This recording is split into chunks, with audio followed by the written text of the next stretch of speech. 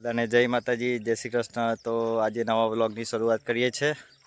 તો આજે જોઈએ અમારા ગામનું એક જૂનું અને જાણીતું પવિત્ર 100 વર્ષ જૂનું મંદિરે અમે આવ્યા છીએ દર્શન કરવા, હું અને મારો ફ્રેન્ડ।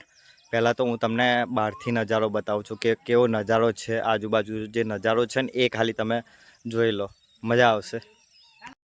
જો આજુબાજુ બધું તળાવો અને અહીં આગળ જો નકરા ફૂલો અને એકદમ ઠંડો પવન આવે, તમે મજા આવે, મન એકદમ રિલેક્સ થઈ જાય। જો આ એક નજારો અતિ સુંદર, જો અત્યારે સૂર્યનો કિરણો ડાયરેક્ટ અહીં પડે છે, જો આજુબાજુ। અને હવે બતાવું છું મંદિર। આ મંદિર કમસે કમ 100 વર્ષ જૂનું મંદિર છે। અત્યારે તો રિનોવેશન કરીને જો કે નવું બનાવી દીધું, પણ બહુ જૂનામાં જૂનું મંદિર છે। અહીં આગળ લોકો બહુ શ્રદ્ધાળુઓ અહીં આવે છે દર્શન કરવા માટે। જો આ મંદિરનું નામ છે શ્રી ફૂલભાઈ લાલભાઈ માતાજીનું મંદિર, ગામ ફેણાવ, તાલુકો ખંભાત। જોઈ લો, જો મંદિરનો અંદરનો નજારો। અહીંયા આગળ દર રવિવારે બહુ જ પબ્લિક હોય છે। અહીં તમે જે શ્રદ્ધા રાખો એ શ્રદ્ધા અવશ્ય પૂરી થાય છે।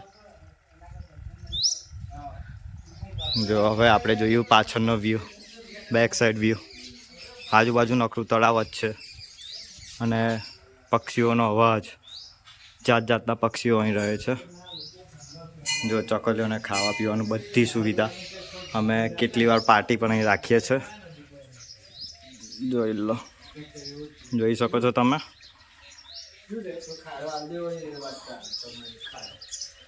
જો બધા શ્રદ્ધાળુઓ બેઠા છે।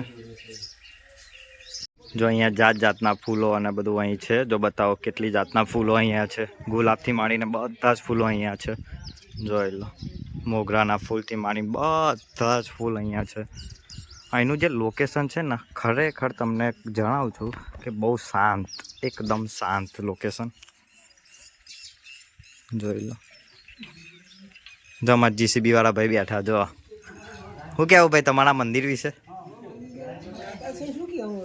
શું?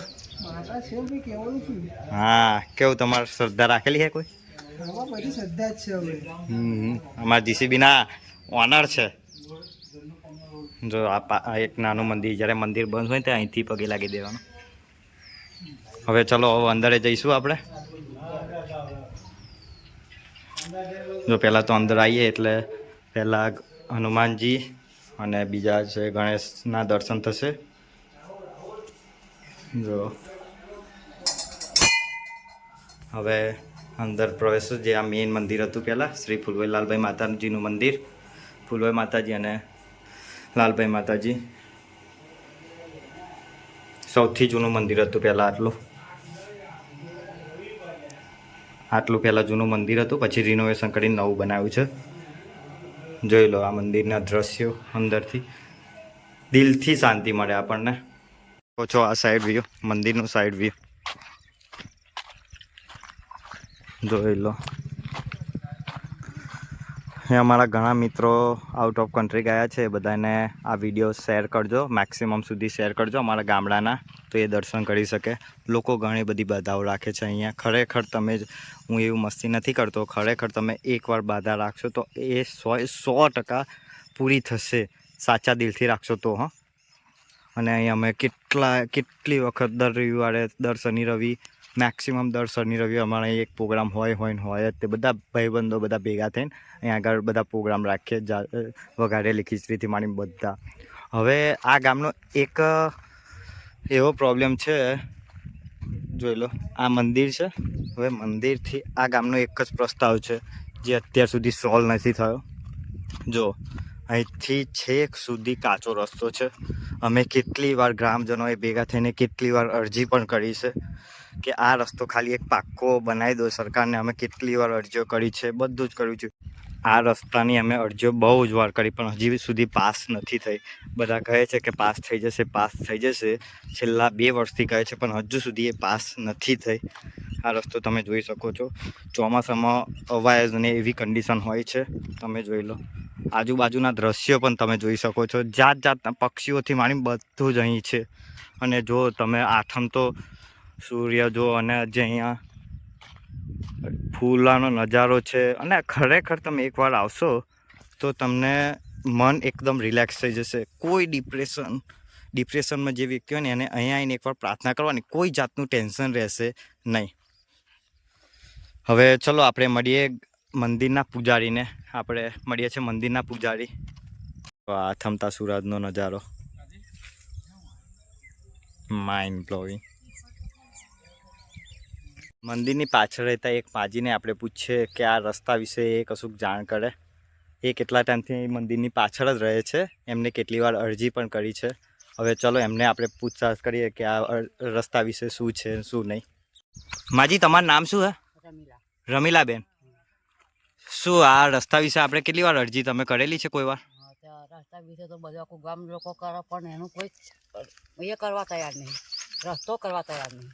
એવું છે? આ બહુ જ રસ્તો ખરાબ છે ને? હા, બહુ રસ્તો ખરાબ છે. તો આમાં આમ તો બહુ તકલીફ અમારે જેવા રહ્યા ને, હા. પણ એમને આવવા જવાનું કોઈ એ નહીં રહેતું. અમારે રસ્તો જ નહીં મળતો મને. એવું છે? રસ્તો જ છે ખરો, હા, પણ અત્યારે આમ ચોમાસું આવે એટલે રસ્તો પગ ખાલી પગ લઈને હેડવાનું, ચંપલ ના પહેરાય એવું છે? તો પડી જઈએ.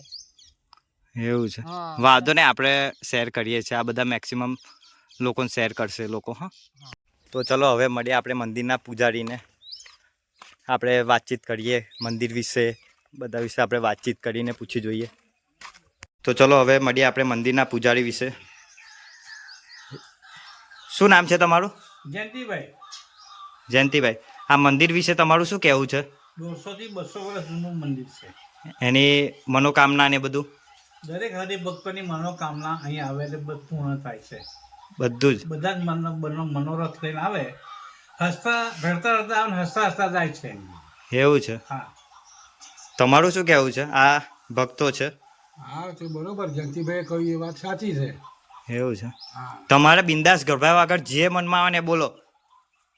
જયંતિકા, તમારે કઈ બોલવું? તમારે કઈ? આ 150 વર્ષ પુરાણું મંદિર છે. હા. અને લાખો ધાર્મિકો અહીંયા આવે છે, બહારથી વિદેશથી આ લોકો અહીંયા આવે છે. એવું છે? તમે આખો દિવસ અહીંયા જ રહો? રવિવારે રવિવારના મંગળવારે. મેળા જેટલું માણસ અહીંયા સવારમાં આવે. એવું છે? હા.